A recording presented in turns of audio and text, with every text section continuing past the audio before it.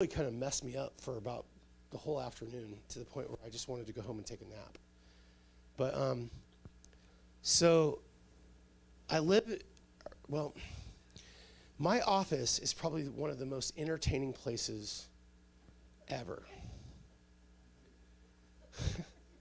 I've seen everything. I remember one time I looked outside and I felt like I was going to have to rescue. So the owner of the liquor store that the back faces my window, he's a 90-year-old man. He's really nice, and also a bit racist, I think. But he's old,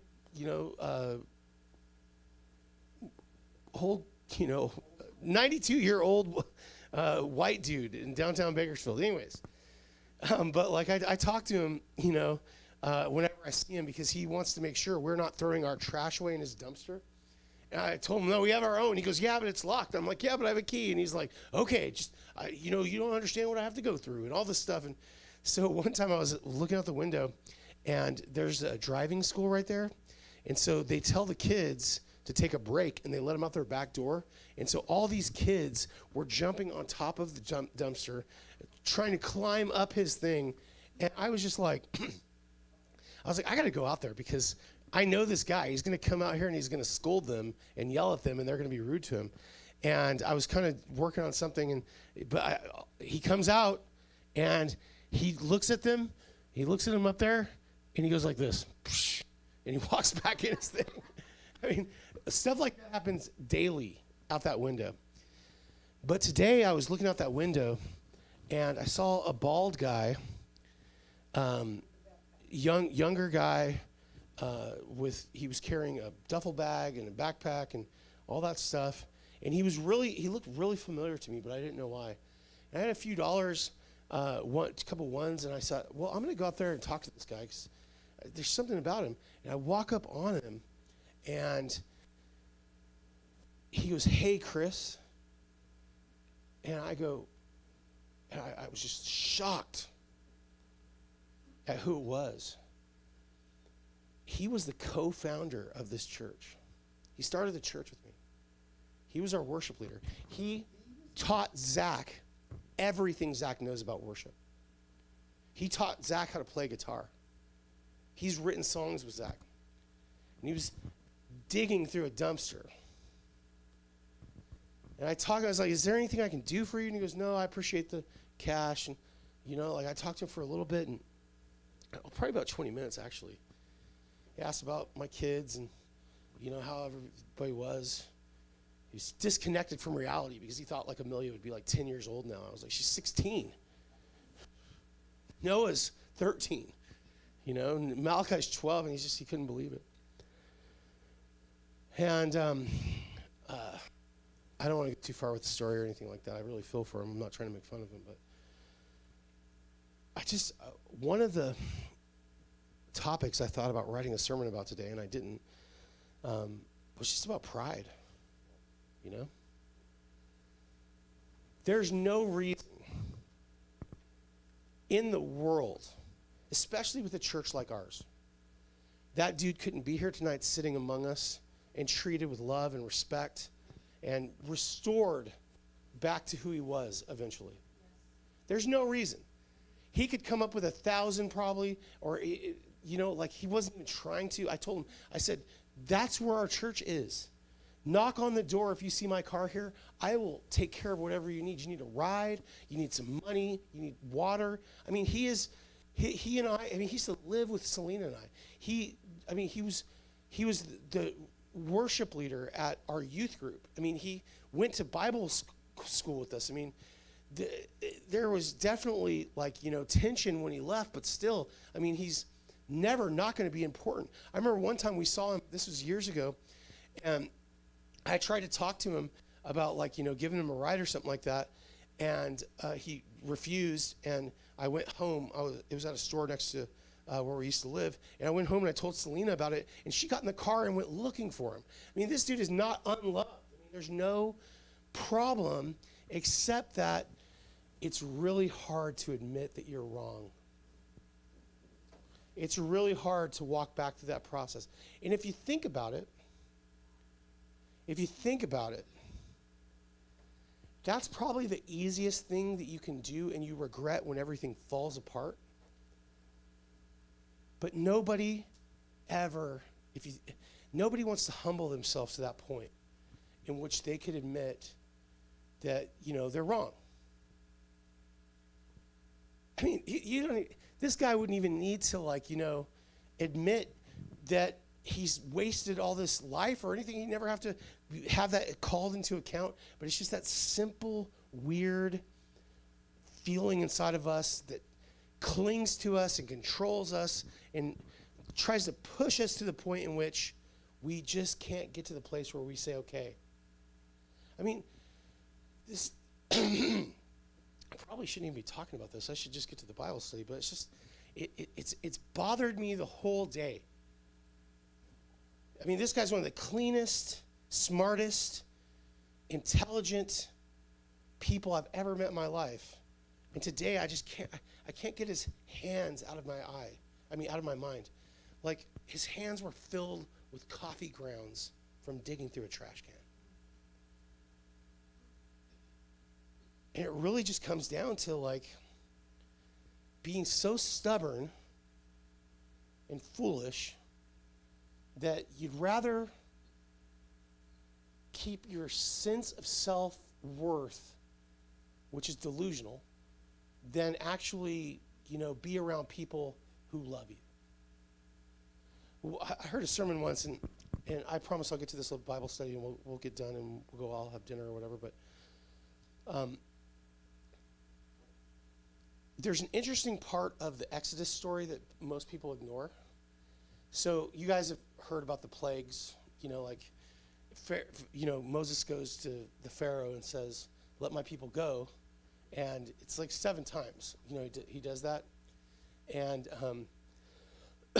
so every time that Pharaoh resists Moses' request to let the people of Israel leave and go into the desert, a plague happens. Water turns to blood. Locusts come. I can't remember them all off the top of my head, but the one that broke the camel's back is that frogs, covered the land, right? So Pharaoh's upset about the frogs for whatever reason. Maybe, I don't know if they were gross frogs or whatever. Amelia and Celine would probably be rejoicing at it and trapping them and stuff like that. But the Pharaoh calls for Moses to come. And he says, "Okay, you can go. Just cut this out." And Moses said, "Okay, when would you like the frogs to leave?" And Pharaoh's response is really weird. He says, "Tomorrow." As if he needed one more night with the frogs. But tomorrow. Not now. I don't know about you guys, but I'm the kind of person that would say, right now. It's been a minute too long, But Pharaoh says tomorrow. It's almost that it's hard to read it into. It's not hard to read into it, but it's hard to see the subtlety of it. But it's almost as if he's like, "Yeah, I need you to stop this, but it's not so bad that you've won." And that's really the place where we find ourselves a lot of times, is "Yeah, you're right. This sucks, but I can go one more night. I'm not going to give in. I'm not going to give up. I'm not going to let you win." But a lot of times when we think that people are winning us, or they're in charge, or we're, being weak because we have to ask for help, it's a show of how little resilience we have. I can't even think of how many people I've met in my life that would rather die, go without even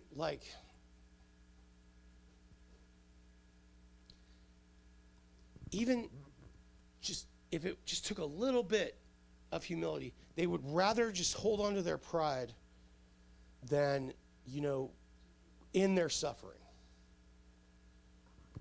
Like last Restoration Wednesday, which was last Wednesday, we pulled up into the Montgomery Ward's parking lot, and then we saw that Tracy was already there giving stuff away. And so me and Matt looked for anybody that might have been missed, and there was this guy. And my opinion is that he was probably a soldier suffering from PTSD. I don't know. I didn't ask him. But I walked up to him and I said, "Hey, my name's Chris." And he wouldn't shake my hand. He stood up, went like this. And I said, "Hey, look, I just want to know, are you thirsty? You hungry? Some stuff to give you?" And he said, "Nope." And I said, "Well, it's free. I'll leave it here on the ground if you don't want to take it from my hand." And he's like, "No, sir." And then I'm not going to do that. In which I get the idea of valor, being strong and standing up and, not being a drain on society, all of those different things. But if you're in 104-degree weather and you're sitting on blacktop, I think maybe you've let the pride and valor go way too far. It's no longer a show of character. It's a lack of wisdom and it's ignorance. It's just not being willing to humble yourself. I mean, in the Bible, several times over and over, we've been talking about this at the men's Bible study, it talks about it's impossible to receive wisdom if you don't have humility. Thinking that you know it all and that you are wise makes you a fool. So if you can't come to and I think there's several levels of this, and really all of this is extemporaneous. It's not part of the Bible study. I just feel like it's maybe what God wants me to talk about. But if you were just to look at the different levels of what we call wisdom, intellectual wisdom first, right? The one requirement of learning anything is you have to first of all be ignorant before you learn it. For instance, if you walk into a room and you're like, "I understand math," and you've never taken a math class, and a teacher tries to teach you something, you automatically screw the process up because you don't know anything, but you want to act like you do because maybe feeling ignorant is bad in your opinion. But ignorance is an absolute ingredient to learning something. So if you were to take it from intellectual to just say spiritual, the one absolute ingredient that you have to become spiritual, to engage in spirituality, is humility. You have to go back to that place where you're like this. Well, for instance, I'm not an expert at any other spirituality. I'm not even an expert at Christian spirituality, but Christian is the only thing I can talk about. But if you think about our faith, you don't get to come to Jesus as a saint. You come to Jesus as a sinner. Right? That's the only thing that works. You don't get to be like, "Jesus, thank you for coming and dying, but I don't need that. I'm just your friend anyways. I was already good. Thank you for dying for all these other people. They need it." But and if you think about the wide-reaching parts of Christianity, right? How far it goes. And I think this is intentional in the Bible, but just think about this for a second. You could be the best person ever. Have any of you guys ever seen the movie Twins?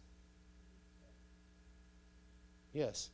Do you remember the premise of Arnold Schwarzenegger's part, why he was a twin, but he was so different than Danny DeVito? He grew up on an island. He was a science experiment. He grew up on an island, and they raised him absolutely perfectly. He was so ignorant. He knew nothing about the world or anything like that because he was supposed to be perfect, right? So you could be that person. You could have that benefit, that you were raised away from culture, away from sin, away from anything that can be considered wrong. But here's the deal. Within Christianity, you still need Jesus. You're still a sinner. In the Bible, it's clear. The first person that Jesus calls into ministry after the 12 apostles is the Apostle Paul, who was a nearly perfect religious person.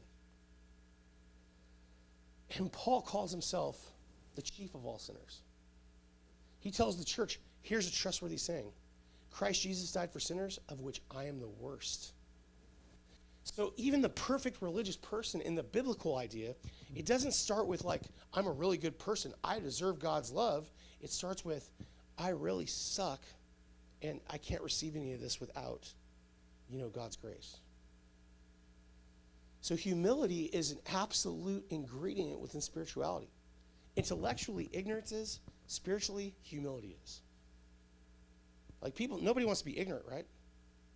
But if you don't realize that you are, I remember when I was a kid, and my mom's the one that told me this. She called me ignorant about something, and I got mad. I was like, you're saying that I'm stupid. My kids do this to me sometimes. But I was really offended as a little kid to be told I was ignorant. And she came and said to me, listen, ignorance just means that you don't know it yet. And if you think you know everything, you don't. But honestly, if I were just to be like, you know what, Noah, you're ignorant. That sounds offensive, right? That's an insult. But it's not really. Ignorance is an absolute necessity to learn anything. And within Christianity or spirituality, humility is absolutely necessary. I used to feel like when I was a early Christian that, and I honestly do, I have to, in humility, it's because of God. I honestly thought I had a knack for reading and explaining the Bible. And so when I would hear somebody preach, I'd be like, that's not right, or I'd always be that person criticizing or anything like that. And when I started learning some of the different languages and reading heavier textbooks, I realized something. I don't know anything. I remember it's on my bookshelf in there. I got this thing called the Oxford Study Bible, and I started reading some of the commentary, and it was stuff I'd never heard before, and I was like, I'm an idiot. I mean, it's like this. So the biggest book of prophetic stuff in the Bible is Isaiah, and there's all this controversy. Some people think there are several Isaiahs or whatever, but it opens like this. Isaiah, who was an official, like high up politician in Judah, has this vision where he sees God, and it says the train of God's robe filled the temple. Like his robe that God wore was so big that it filled everywhere. And he said, and he saw these angels flying around, and Isaiah comes to this conclusion where he says, have mercy on me, I'm a man of unclean lips. When you come in God's presence, it's not like, ooh, this is a cool experience. Isaiah was shocked at God, and he's like, no, I'm not worthy. And then an angel comes and takes a piece of coal off the altar, which there's a lot of stuff I'm not going to explain right now that has to do with this, but he touches his lips and he says, I've made your lips clean. But it's the transaction of humility. It's like, I'm not worthy, but then God makes you worthy, and then he becomes the prophet, which was a horrible job. It's a horrible job for him to have. But I guess what I'm trying to say is that one of the, and I probably should have wrote the Bible study about this. I just didn't want to. But and we're not going to do that. But one of the things that's super important to understand about any sort of, I guess the reason why we gather is, everybody in this room, including my kids who are not listening to me right now, that's okay. Well, Malachi is, because he knows I'm going to say, Malachi, change the slide or something like that. But we have this great opportunity with these folks who are coming here with us. And I know that when you want to reach somebody, I've really struggled with this throughout my ministry. What do you do? What's supposed to be, what am I supposed to say to them? If it's somebody I want to reach and bring to Christ. But one of the things we are supposed to do is give a witness to what it looks like to walk with Jesus, which is in humility. I always talk about how we got to show love to people and all that kind of stuff, and all that stuff is absolutely true. It's the most biblical thing I can tell people to do is to love other people. But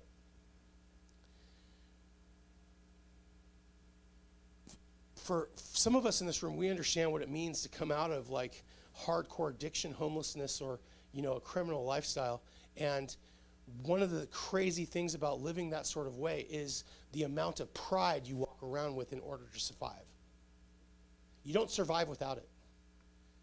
If you act like you're wrong, if you act like you're weak or anything like that, then people will take advantage of you. And most of the people who are here with us on Wednesdays and Sundays, that's the world that they live in, and it's the only one they know. And I've found this, that it's refreshing to most of them when they see people who walk in humility, who don't know everything, but are just willing to be like, partners. Like, it used to be that, I can't tell you how many dollars have been spent on curriculums and stuff like that I've used throughout my ministry, through Selena and I's ministry, to pay for evangelism training and workbooks and stuff like that. Selena's a way more cost-effective person than I am, and she would always just be like, we already have a curriculum about this. And I would be like, well, this is the new one, And most of it all centered around on knowing everything. It was based upon the verse that the Apostle Paul says, be ready to have an answer for anyone who asks. But what Paul was saying in that was he's like, you want to be able to tell people that Jesus is the hope you have, and be able to tweak it for any context that you're going to be in to where you can share about Jesus. But he wasn't saying, have all the answers.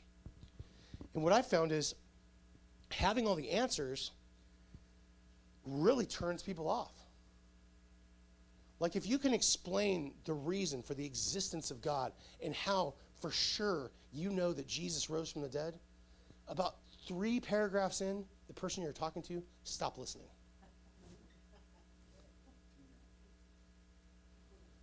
They don't, that's not even what they're asking. If they were like, how do you know God is real? I mean, the best answer is, well, look at me. I mean, honestly, if you're like, well, I know it's real because, they found the Ark of the, they've never found the Ark of the Covenant, but they found Noah's Ark, and, it's over there in Russia or something like that, and you share all this stuff. Nobody cares. There's maybe 1% of the population shows up at a church looking for people to prove that it's actually real. They show up to church to see why the heck everybody else goes to church, or because somebody invited them. And these people that we're dealing with on a regular basis,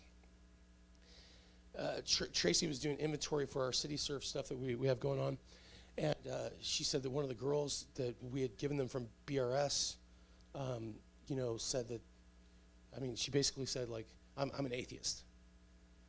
And I remember if it was 10 years ago, what my thought would have been that raced through my head when somebody would say that, I was like, well, did you witness to Jesus about them?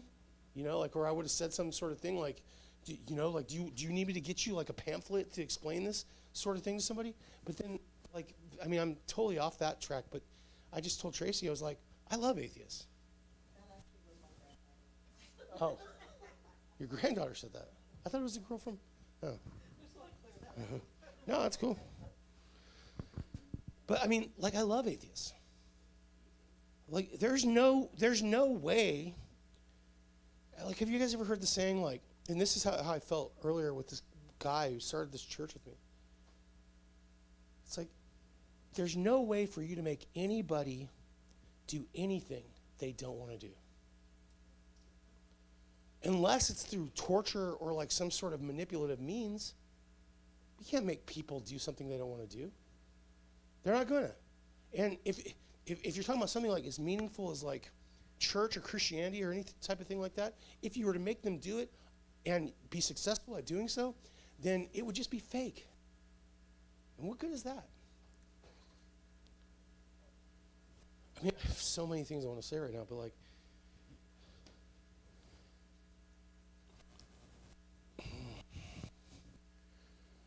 do you guys want me to talk about anything else? Are we good? All right. But pride, so in the book of James, I was going to talk about 2 Corinthians, and it was going to be good.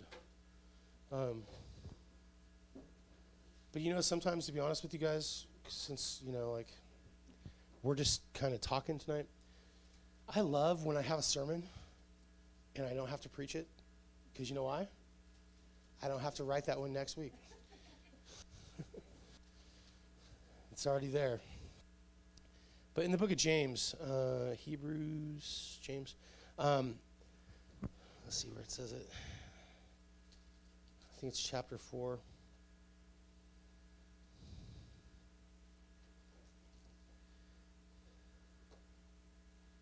Oh man, 3 notes? 4. It's got to be 4. Yeah, so I'm just going to read a piece of it. It says,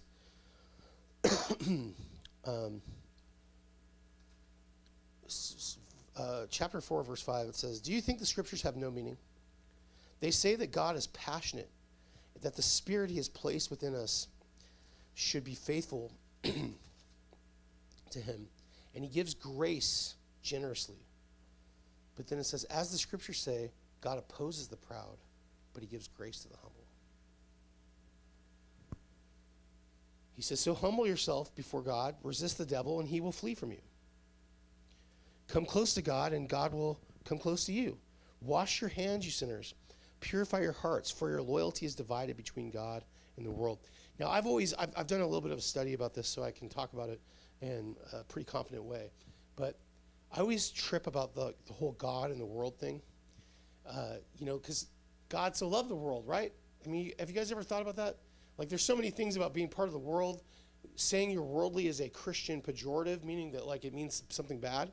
And so I've always kind of tripped out because I didn't grow up in church and I don't have a Christian culture to be obedient or loyal to. So, like, I've always thought, what the heck? Why is one part of, like the Bible say the world is bad and the other part say the world is good? And then I looked up the original language, and guess what? It's the same dang word. It's cosmos, which means the world around us. So here's what it means, though. I figured it out. Well, I didn't figure it out. Who figures this stuff out? That's not a very humble thing to say. But my understanding of it now is this, is that the world that's talking about not to be like and that's fading away is everything to do with what's called the egoic system of culture. The idea that I am proud of who I am and my culture, and that is what guides my life. So the basic idea is like, in fact, I'll show you what I mean. In 1 John 2:15, Malachi's like having a good day because I don't have any slides for any of this. In 1 John 2:15, listen to what it says, and this is why one of the reasons why I say what I just said. 2:15. No, 1 John 2, yeah, right here, 2:15. It says, "Do not love this world, nor the things it offers you. For when you love the world, you do not have the love of the Father in you." But then it says, "For the world offers only a craving for physical pleasure, a craving for everything we see, and pride in our achievements and possessions." So, a craving for physical pleasure. It doesn't say it offers physical pleasure. It just says a craving, which the basic idea is behind that is like, hey, this is enticing me because I know I'll get some sort of physical pleasure out of it. It's not saying this is where physical pleasure is found. And then a craving for everything we see. Now,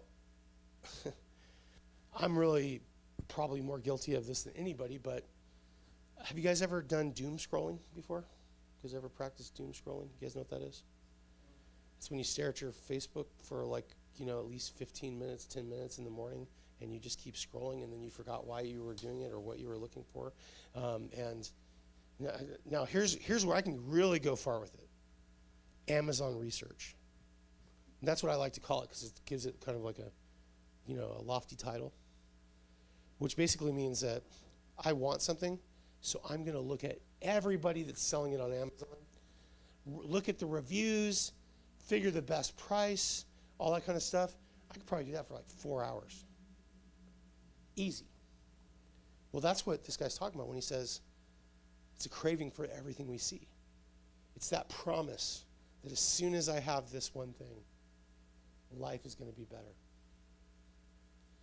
soon as I get this book, my wife laughed at me right now, so I'm talking about something she just bought off Amazon. But like, if I get this hat, I'm going to look super dope and I'll have more confidence. If I could only have a better golf club, if this, it's like, I could do that for hours.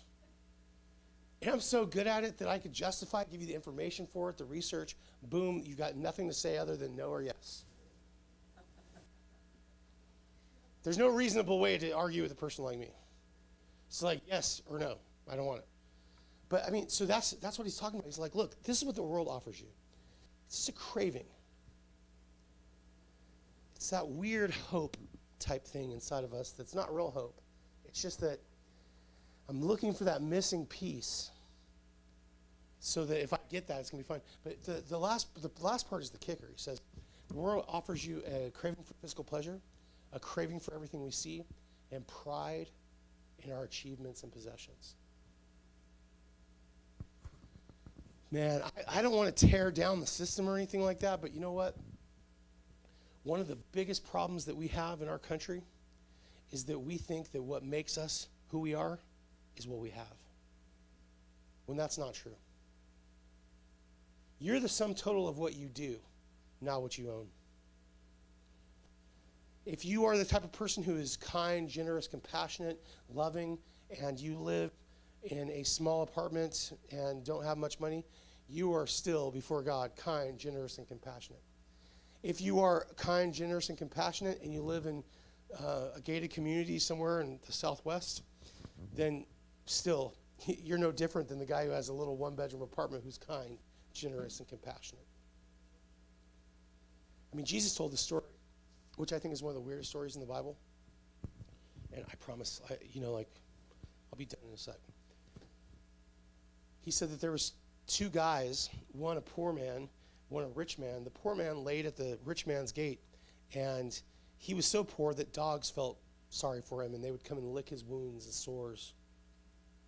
And the rich man paid no attention to the poor man. He just basically, let him be poor, and he was rich and enjoyed himself. And here's what I love about Jesus' stories. Like, you would expect some context or some more explaining or anything like that, but there's none.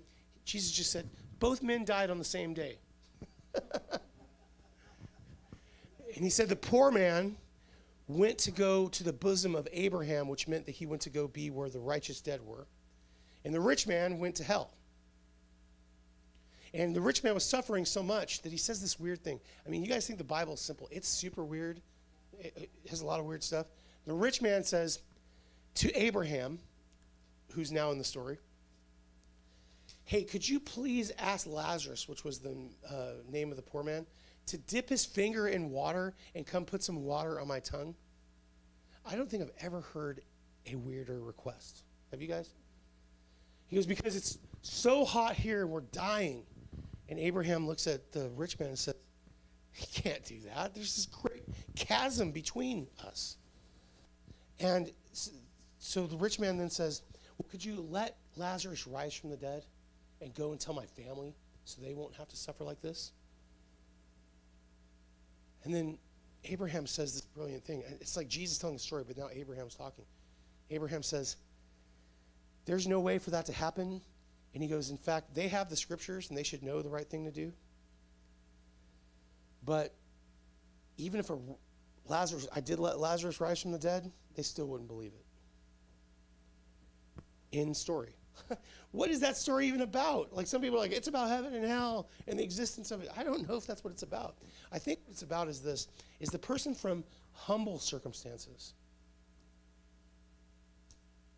is favored by God.